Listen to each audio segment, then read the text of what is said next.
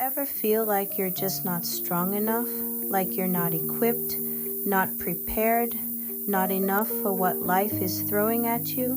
You look at the pressure building at work, the challenges in your family, the struggles in your own heart, and there's this deep, quiet weariness that settles into your soul. It's not just being tired, it's something heavier. What if I told you your greatest weakness, the part of you that feels like a flaw that you try so hard to cover up, is actually the key to a kind of strength you've never even imagined? What if the place you feel most inadequate is the very place God wants to build a fortress? There's a divine secret hidden in just one verse that completely flipped my world upside down, and I know it can do the same for you. It's a truth that turns everything the world teaches us about strength on its head. So stay with me, because what you see as weakness, what makes you feel like you're not enough, might be the very stage God is preparing for His greatest display of power.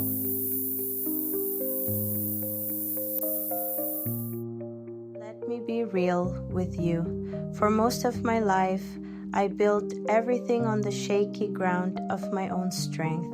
I was proud of my competence, my hustle, my ability to figure things out and just push through.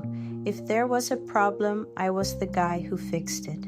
If there was a heavy weight, I was the one who carried it. Self-reliance was my badge of honor, and for a while, it worked, or at least it looked like it did. My career was taking off. I had a wonderful family. From the outside, it seemed like I had it all together. But on the inside, I was being crushed by the weight of it all. The pressure to keep up that image of strength was suffocating. The fear of being seen as weak, as a failure, was a constant whisper in my ear. I was spiritually empty, exhausted, and honestly, I felt like a total fraud. Just one mistake away from losing it all.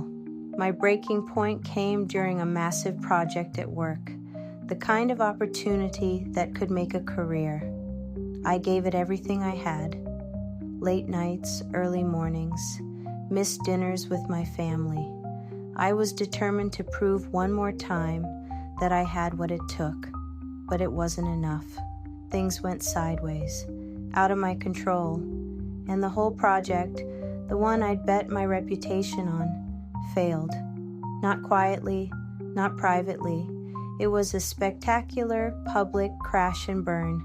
I'll never forget sitting in my car in the office parking lot after that final meeting. I couldn't even start the engine. I just sat there, numb. I felt like a complete, total failure. The strength I had been so proud of was shattered. That badge of honor, now it felt more like a brand of shame.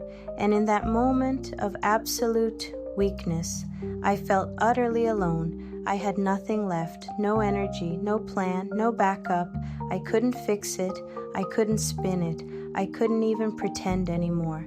I was weak, and I had never, ever felt so defeated. But right there in the silence of that car, in total desperation, I finally did something I hadn't done in a long, long time. I gave up.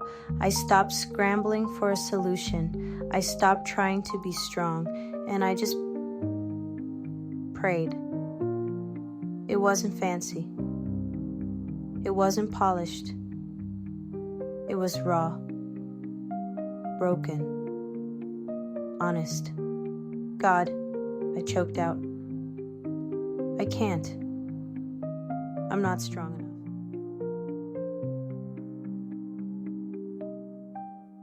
In the days that followed, as I was trying to glue the pieces of my confidence back together, a friend sent me a Bible verse. It was 2 Corinthians chapter 12, verse 9. I'd probably seen it before, but reading it in that state of raw, honest brokenness, it was like God was speaking directly into my soul. The words come from the Apostle Paul, a spiritual giant. This is a man who planted churches. endured shipwrecks, persecution, beatings, and betrayal. And he wrote a huge part of the New Testament, yet even he talks about something he calls a thorn in the flesh. We don't know exactly what it was, maybe a physical illness, a relentless temptation, a spiritual attack, but whatever it was, it caused him intense pain. And this man of incredible faith, he didn't just shrug it off. He begged God, not once, not twice, but 3 times to take it away. And God's answer? It wasn't what Paul expected. It's not what any of us would expect. God didn't remove the problem. He didn't snap his fingers and make Paul stronger so he could power through it. Instead, God gave him a revelation. He said, "My grace is sufficient for you, for my power is made perfect in weakness." Just let that land for a second. God's power isn't just there in spite of our weakness. It is made perfect in our weakness. It's a holy paradox. It goes against everything we're taught about pulling ourselves up by our bootstraps.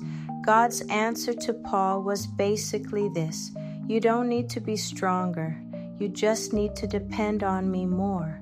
When I read that, sitting in the wreckage of my failure, it was like a floodlight turning on in a pitch-black room.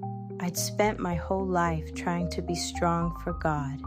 I thought the goal was to present Him with my achievements, my polished, cleaned-up self. But this verse, this one sentence, told me the exact opposite. God wasn't waiting for me to get strong. He was waiting for me to finally admit I was weak, so He could show His strength through me.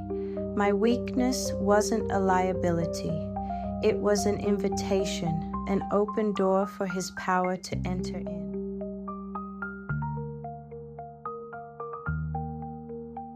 This single verse contains 2 truths so revolutionary, they can change how you face every single day.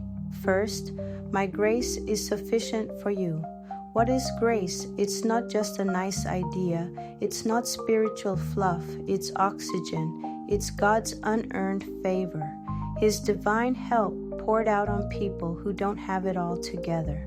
When God says, "My grace is sufficient," He means, the help I'm giving you is perfectly measured for the hardship you are facing. It is all you will ever need. This doesn't mean the struggle vanishes, but it does mean His grace will carry you through it, like the manna God gave the Israelites in the desert, just enough for each day.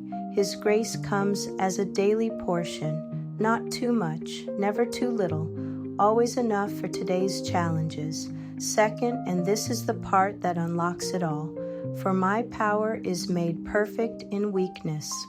The Greek word for perfected means brought to its full expression, completed, fulfilled.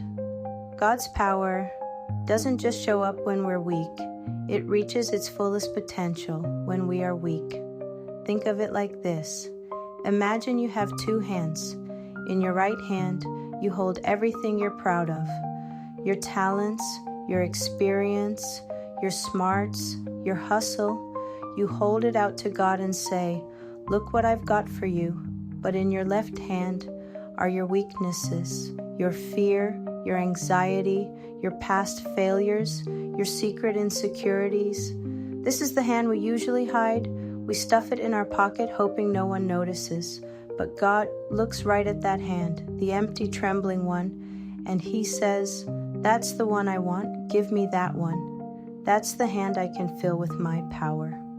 Because when we rely on our own strength, any success we have can subtly point back to us. But when we are undeniably weak, and God moves anyway, no one can doubt where the power came from. His glory gets the spotlight, not ours. This is why the Apostle Paul could say in the very next verse, "Therefore I will boast all the more gladly of my weaknesses, so that the power of Christ may rest upon me." He learned something most of us spend our whole lives avoiding. Admitting weakness wasn't admitting defeat. It was his strategy for victory. It was how he invited the overwhelming, miracle-working power of Christ to come and dwell in his life. So, how do we live this out? How do we take this from a beautiful truth to a daily reality? We do it with a simple, intentional morning prayer. Before your feet even hit the floor, before the noise of the day comes rushing in, you can anchor your heart in this truth. It's not a magic formula. It's not about getting the words perfect. It's about the posture of your heart, a prayer of total surrender and bold invitation. Let me walk you through what this can look like. Find a quiet moment. Close your eyes, take a deep breath, and begin with gut-level honesty. First, acknowledge your weakness. Don't pretty it up. Don't water it down. Name it. Your prayer might sound like this: Father, I'm showing up this morning and I'm telling you I feel weak. I feel the weight of anxiety about this day. I feel like I don't have what it takes for my job, for my family, for this life. I feel the exhaustion in my body and the fear of what's next. Lord, I admit it. I can't do this on my own. I'm laying down my own strength because it's just not enough. This first step, it's so freeing. You're dropping the act and getting real with the God who already knows everything. Second, receive His grace. After you've admitted your need, you actively take hold of His promise. Shift your prayer to this: God, your word says, your grace is sufficient for me. So right now, by faith, I receive it. I receive your unearned favor, your divine help for this exact day. Thank you that your grace is enough for my stress, for my challenges, for my weariness. I don't have to earn it. I just open my hands and accept it. Let your peace stand guard over my heart. Finally, invite His power. This is where you turn your weakness into a vessel for His strength. And Lord, your word promises that your power is perfected in my weakness. So I invite your power into the very places I feel weakest. Where I am afraid, you be my courage. Where I am confused, you be my wisdom. Where I feel worn out, you be my strength. Let every moment of weakness today become a showcase for your power. I will not be ashamed of where I'm lacking, because I know that's where your glory will shine the brightest. Let me walk in your power today, not my own.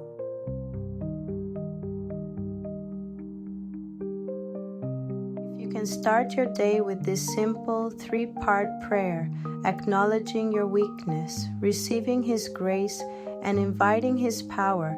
It will absolutely change how you walk through your day. It takes the pressure off you and places it exactly where it belongs, on God. If this message resonated with you, I'd be honored if you'd do 2 things. First, subscribe to this channel for more encouragement to help you find God's strength in your real everyday life.